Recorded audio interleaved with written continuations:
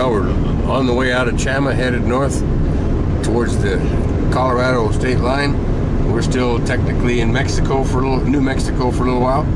But anyhow, it's what some of the landscape looks like around here from Highway 84, headed north out of Chama. And you can see what the scenery looks like over there with the steep cliffs and mesas and stuff. So anyway, we came through here into Chama the other night. It was dark, so we didn't see all this, so we got some new scenery to look at. Well, here's another one of them dramatic looking rocks we got out here in northern New Mexico.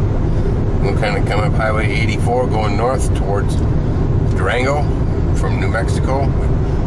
And so this is what some more of the scenery looks like out here.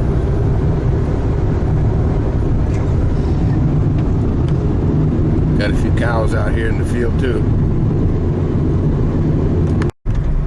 Well, we're pulling off here. We're gonna do a video here. You see right up here the yellow sign. As soon as Kelly stops roaming around here. It was dark when we came through here, so we couldn't do this sign the other night when we came through. But here's the New Mexico sign, and we'll get back with you in a minute. We'll do the Colorado sign, which is behind us. Well, here's the Colorado sign, and in the distance over there, that's Colorado. And there's the Colorado sign and the New Mexico sign again, and that hill in the background there is in New Mexico. Well, we're just north of Durango, headed for Glenwood Springs. When we came in here on our own the other night, we came through here in the dark, so we didn't see all this wonderful stuff. So anyway, these are some of these red rock cliffs that we've got just north of Durango. The river is over there by these trees that you see in the foreground is where the Animas River is. And of course, right here in the direct foreground is the Durango-Silverton Narrow Gauge Railroad, which we came through here on a couple days ago. So anyhow, we're headed north to Glenwood Springs, and I'm not sure what time we'll get there. It's about 18:30 or so right now on the Saturday night on the 9th of August. So that's kind of where we are and what time it is and all that good stuff. So we're on our way north, and tomorrow we catch the half track and go back westbound again. Well, there's some mountains over there. We got a slight break in the trees so I could get them, but now we're back in the trees. So anyway, but yeah, some of the mountains we're still headed north from Durango, and you can see the Big Rock Candy Mountain right there. Well, here's another mountain. We're headed, it says here, over the next 45 miles of mountain passes, 20-mile-an-hour roads or so. So it's going to take a while to get through the mountains. We're still on Highway 550 headed north, and we're about 20 miles south of Silverton now. Well, here we come on the first of the hairpins. It's going to be Hairpin City and Switchback Village and what have you. So we're down to the 20-mile-an-hour stuff here. So one of the hairpins that we're going to be putting up with for the next 45 miles, basically, as we go through the Rockies. I got my hat there even on the dashboard. Well, here comes another Switchback City, so we're going to make another hairpin.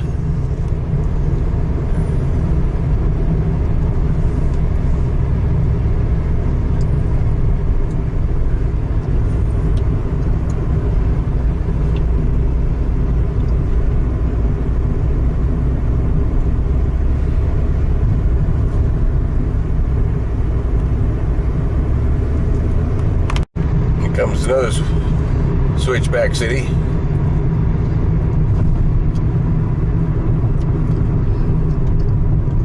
You can only do about 30 miles an hour on this road, and that's top speed. And we're getting up there a little bit. My ears just popped again, so we're climbing the mountains.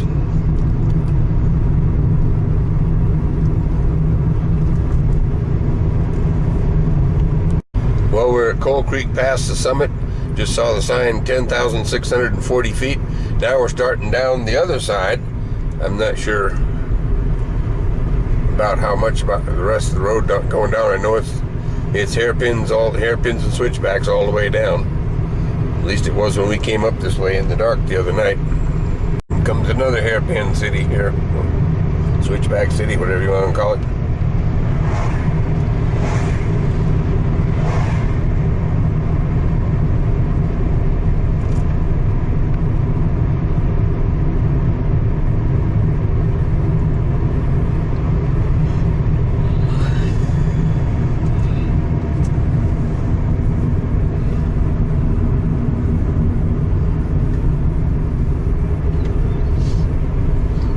in that pick 'em up.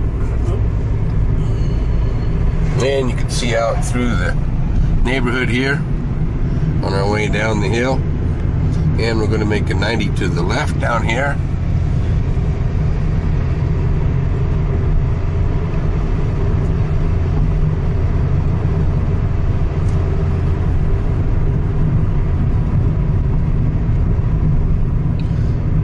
The nickname for this is called the $1 Million Highway because I guess it cost a buku bucks to dig this out through here. And another one to the left. One thing I've noticed here in Colorado, that no roadside rest stops. In Oregon, we have roadside rest stops about every 50 miles or so. Here in Colorado, not on the freeway or on this highway, either one, have never found any. So when eyeballs get to drowning, we have to do the old leave it by the side of the road routine, I guess. But anyhow, here's another switchback.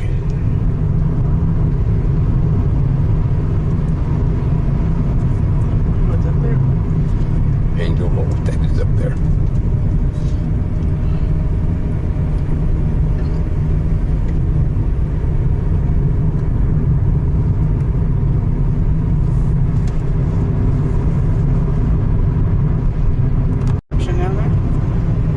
Now you can see we're going to make another switchback, and you look over here on the other side, you can see the highway going up on the other side over there.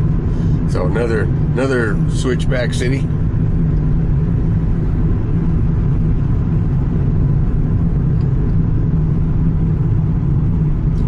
Says we got a passing lane coming in a half a mile, but there's nobody ahead of us that we've seen for a while. So the one guy that did pass us when we made a pit stop, we passed him back up. He had his hood up. He was trying to figure out what's the matter with his Volkswagen Bug.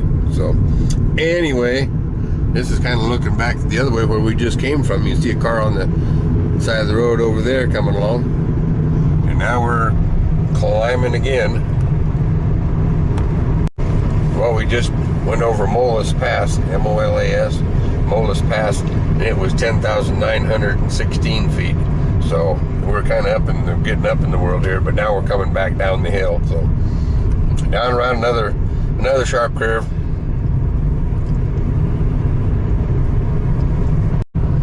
And another one. I'm gonna wind it around the corner again.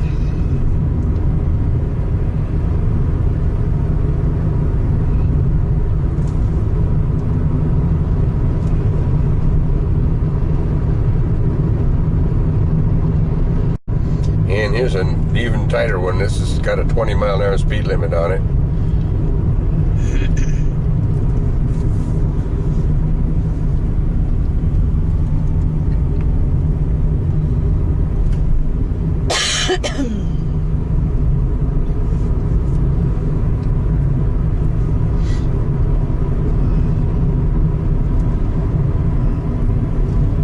Kind of reminds me of that song, The Long and Winding Road. I don't remember all the words of the song, but this road reminds me of it. And right out there is downtown Silverton, where we rode the train to from Durango the other day. So there is Silverton from what it looks like coming down the mountainside. And we're going to make another turn. But that's downtown Silverton. And around we go again. Another one of them switchbacks or hairpins, whatever you want to call it. Around we go.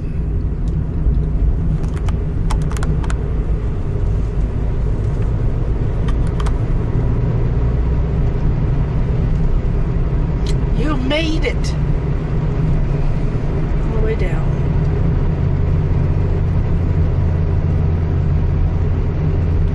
Hurry up, Kurt. Silverton, 9,800 feet. 9,817, I think the sign said. So anyhow, we're down out of the mountains, more or less. Well, kind of in a valley in the mountains, I guess. Would be a better way to put it. But we made it off the hill so far. Well, here we are finding ourselves another hairpin.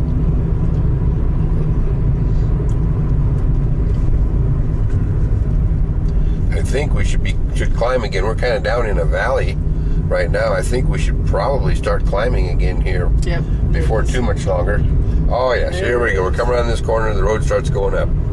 So anyhow, we're on the way up the hill, and you can see down below right here where we just came from.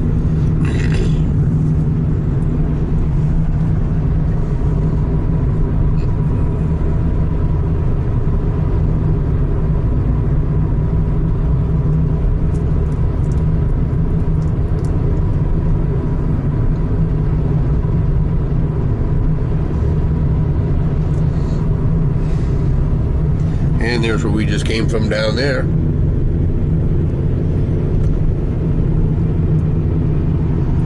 And we'll come up on another sharp turn here. They don't tell you how fast to take this one. Most of them they're telling you to take them at 15 or 20 miles an hour. So this one doesn't say anything, so we can just put the hammer down on this one, I guess, and sail around it at 80 miles an hour, I guess. But I don't know, this little packing crate we're riding in doesn't have any wings on it, so I guess we're going to kind of go easy like. And you notice there's no guardrail on here on the right hand side, and it's a bit of a drop down in there, so we're gonna go kind of slow and easy like. Just a bit of a drop.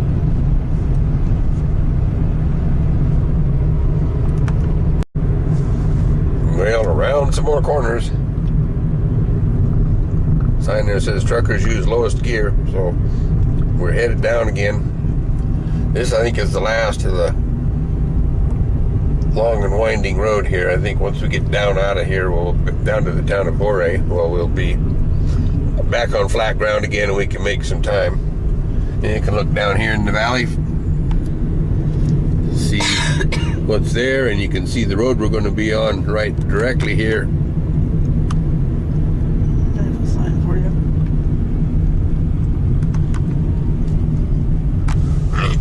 And here we go. This is a 15-mile-an-hour. Whatever it is.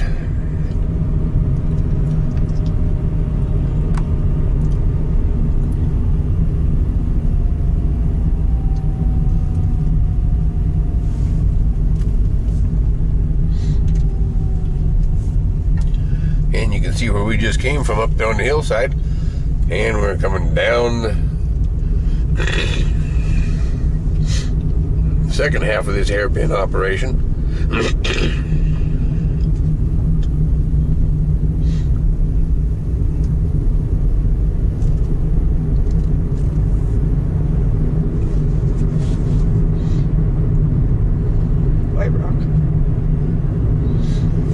And you can see over on the mountainside over there, a mine. Don't know whose mine that is, but anyway, there's a mine over there. And some more structures of some kind or another down here that I'm not sure what they are.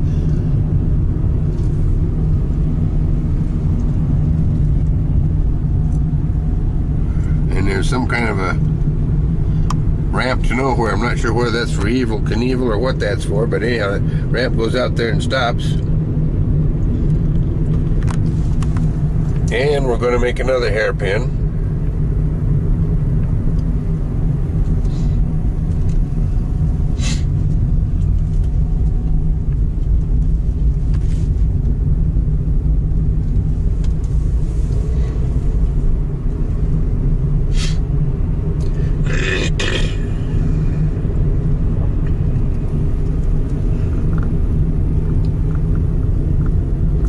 And here's that snow shed ramp operation here on the right hand side. I'm not sure what that's all about, but heck of a ski jump.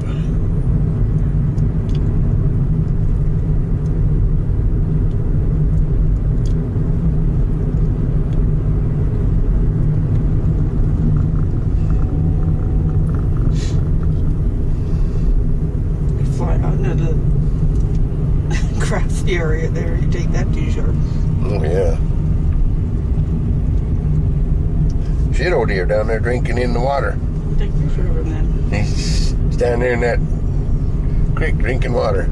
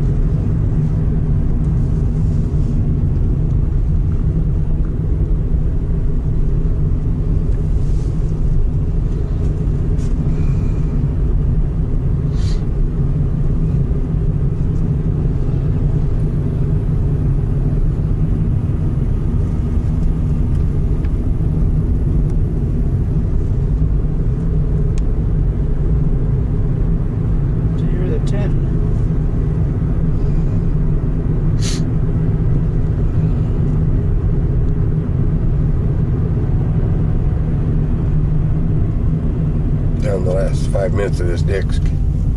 So we'll get down out of the mountains here, and then I'll just go ahead and lock this one and get in the motel night. 83. Go to change disc. 20 miles down this side. We're almost at the end. I think it was 23.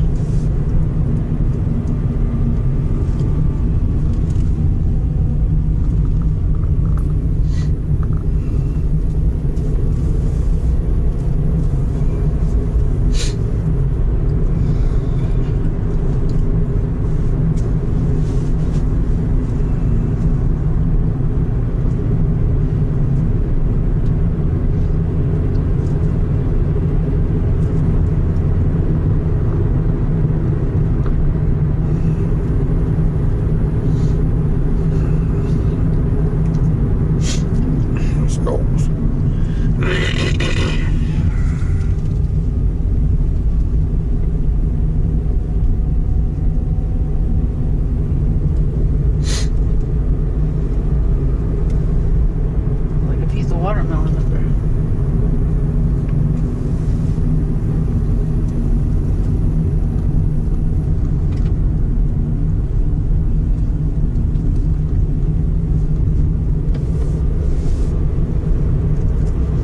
Okay. Yep. There went my ears. And another one. We're getting pretty well down. We got up to about 60 miles an hour there for a mile or two. Now we're back down into the long and winding road again.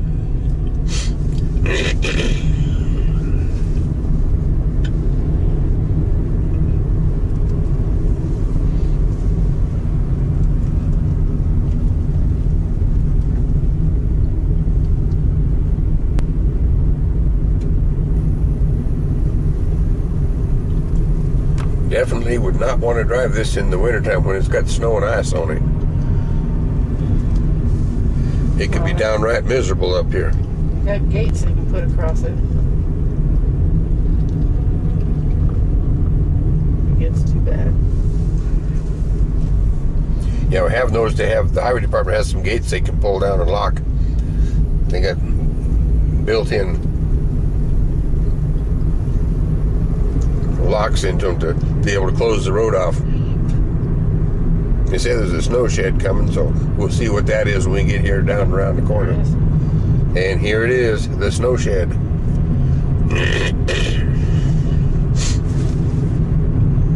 So anybody ever want to know what a snow shed was or it looks like? Well, here it is. The railroad ones were built similar to this, but not out of concrete. Most of theirs are made out of wood. But there were some railroad snow sheds made out of concrete. The ones at Wellington on the old original Great Northern Line over the Cascades were built in 1911 out of concrete.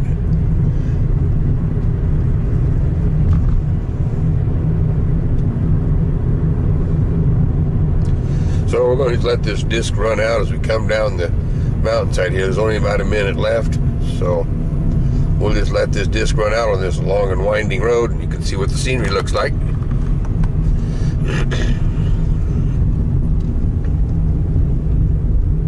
Pretty rocky.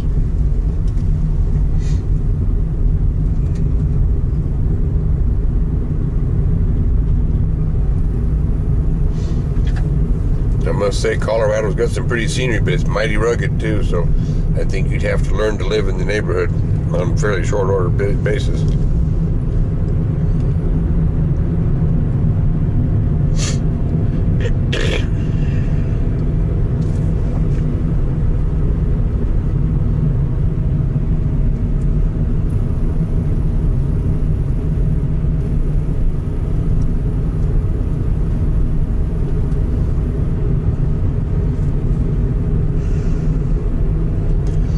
It's just a little after 2000 right now, about 5 after or so. So we're going to be running out of daylight here in the not too distant future.